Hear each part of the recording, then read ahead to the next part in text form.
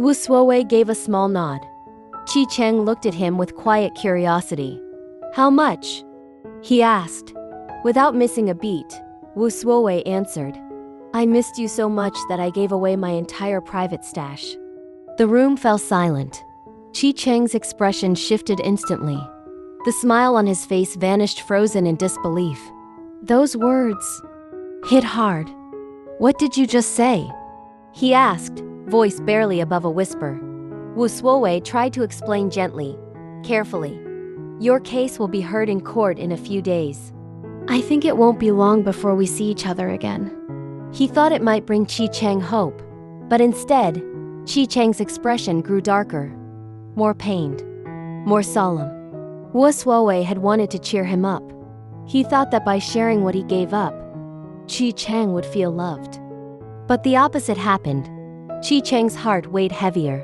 He asked, his voice cracking, "Aside from the private stash, what else did you give up?"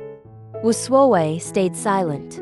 The truth was, he had never imagined Chi Cheng would take it so hard. He had pictured 1,000 reactions: shock, maybe some anger. But the raw hurt in Chi Cheng's eyes, it was deeper than anything Wu Suowei had prepared for. And then, the question that made everything stop. "Why didn't you sell my house?" Wu Suowei froze.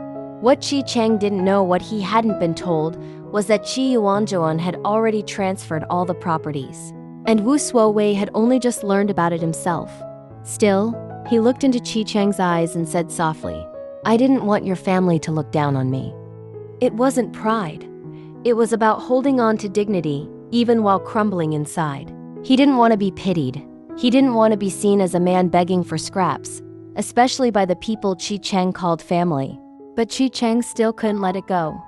He asked again, more desperate now, "Then why didn't you borrow from Guosi first?" And Wu Suowei replied with the purest truth of all, "Because you and I are family." One sentence. That's all it took to break both their hearts open.